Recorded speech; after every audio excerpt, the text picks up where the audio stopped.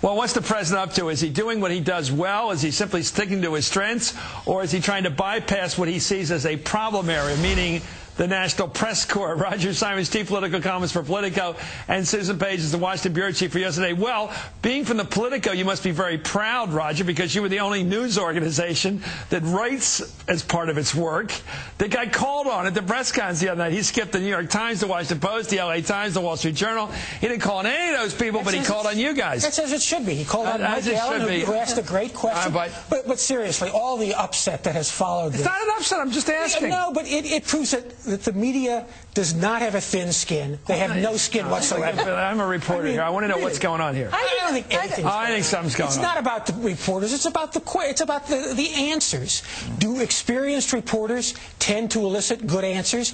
Yes. Do politicians like being grilled by real reporters or by easy, soft interview types? You wouldn't call Mike Allen an easy, soft interview type. He was the one he called on. Well, but you would call the people at today's internet forum pretty. You have a sense that these people who show up are self-selected, these town hall meetings, not exactly hostile to this guy. I mean, there's a lot of, it reminds me of Victoria Jackson and those makeup infomercials, you know, how do you put on this product? How do you like your product, you know, this new lipstick? They're soft. It's a way of delivering talking points. The town halls are. I mean, you're not going to get tough questions. I don't say ringers. I think the whole room feels like that. But, you know, it doesn't work the way it works. When a president stands up before a news conference and answers tough questions, he looks good. He can make his points. It's persuasive.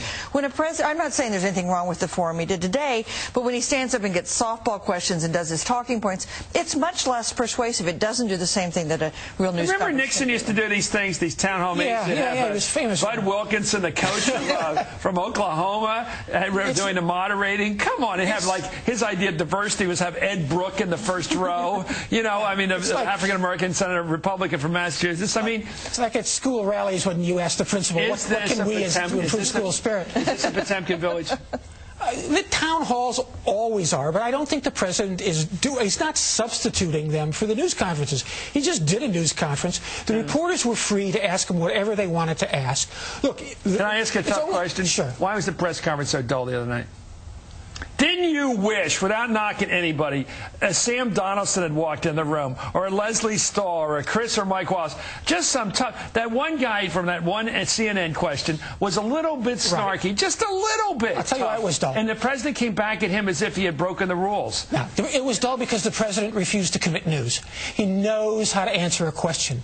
He's calm. Deliberately boring. He's collected. Yeah, boring these days is very good. Why? He'll take boring anything. Boring is we're living in pretty tense times, you know. Are you saying he dares to be boring? Susan, get in here. Is this strategy to be boring? I've never seen this before. But I think reporters are somewhat responsible for not asking tougher questions, following up in a tougher way. I mean, I thought it was. There wasn't any edge to it. Yeah, and it's better for us and for him when there's a little bit sharper tone. Yeah, I felt like they were all saying like Tavis Smiley used to say in the old days, with all due respect. I mean, do you have to say with all due? Let